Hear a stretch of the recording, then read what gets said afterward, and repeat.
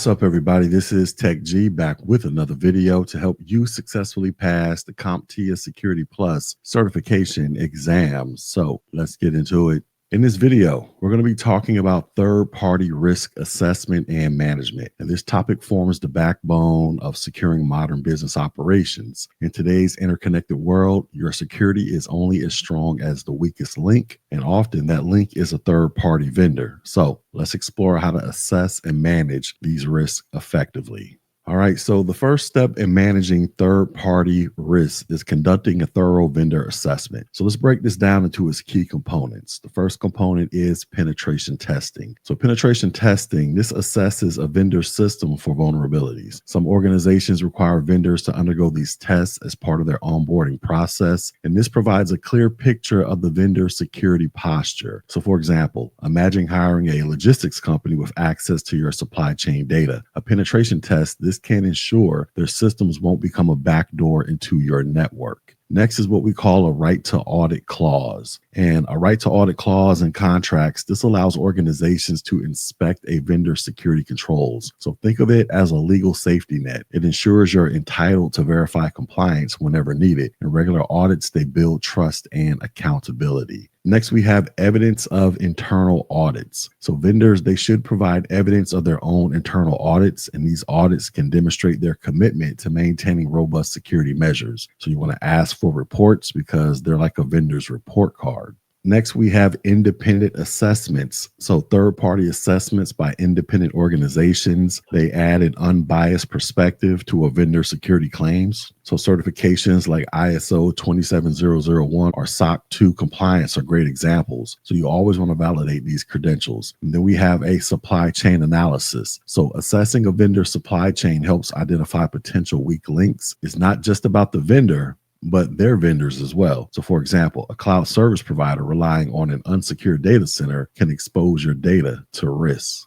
So once the assessments are complete, it's time to focus on vendor selection. And this process involves careful evaluation to ensure the chosen vendor aligns with your organization's security standards and goals. So the first thing you want to do is your due diligence. So due diligence, this is a deep dive into the vendor's history, reputation, and compliance standards. You want to review their financial stability, past breaches, and customer reviews. Remember, you're not just buying a service, you're entering a partnership. You want to examine conflicts of interest. So you want to evaluate any potential conflicts of interest. So for instance, does the vendor also work with a competitor? Because this can lead to ethical and security concerns. All right, so moving on to agreement types. So formalizing the relationship through contracts and agreements. This is essential. So let's explore the key types. First one is called a service level agreement, and they define the level of service you expect, including uptime, response time, and security metrics. So for example, a cloud provider's SLA, this might guarantee 99.9% uptime, and then you want to hold them accountable if they fail to deliver. Then we have what is called a memorandum of agreement, and this outlines mutual goals and responsibilities without being legally binding. It's perfect for collaborations that require clear expectations but do not need a contract. Then we have what is called a memorandum of understanding, and this is similar to a memorandum of agreement, but an MOU, this is more informal but still provides a written understanding of roles and expectations. Then we have what is called a master service agreement, and this covers the overarching terms of engagement, making it easier to negotiate individual projects or tasks without revisiting every single clause.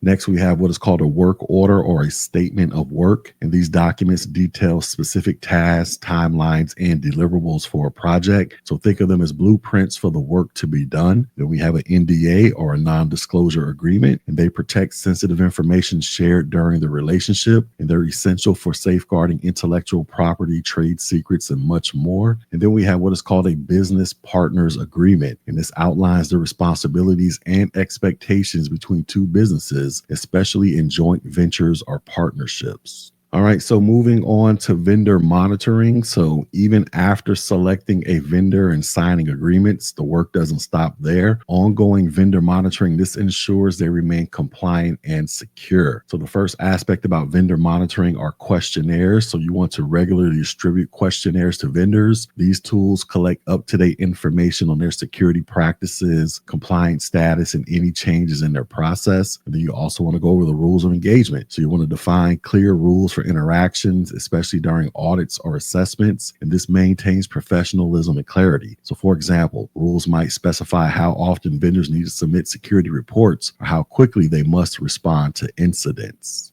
So in conclusion, managing third-party risks, this is a continuous cycle from assessment and selection to agreements and monitoring. By implementing these strategies, you protect your organization's assets, maintain compliance, and build strong, secure partnerships. Remember, whether it's ensuring a service level agreement is followed or conducting a supply chain analysis, every step matters in reducing third-party risk. And for your CompTIA Security Plus exam, understanding these concepts can help you confidently tackle related questions. Now, with all of that being stated, let's do some check on learning. So the first question is, which of the following is an essential part of a third-party risk assessment that ensures a company can review a vendor's compliance practices? Would this be a memorandum of understanding? Would this be a right to audit clause? Would this be a service level agreement? Or would this be a conflict of interest?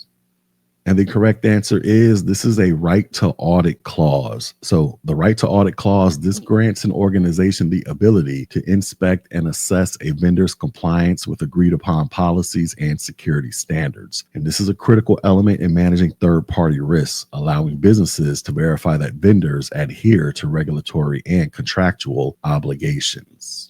Next question. When selecting a vendor, which of the following processes ensures there are no unethical relationships influencing the decision? Would this be penetration testing? Would this be conflict of interest analysis? Would this be a supply chain analysis? Or would this be a non-disclosure agreement?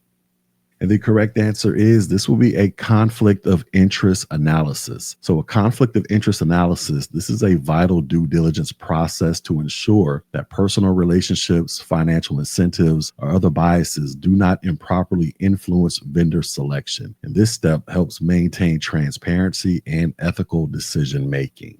And our final question, which type of agreement outlines the specific deliverables and timeline for a project, often as part of a larger master service agreement? Would this be a memorandum of agreement? Would this be a statement of work? Would this be a non-disclosure agreement? Or would this be a service level agreement?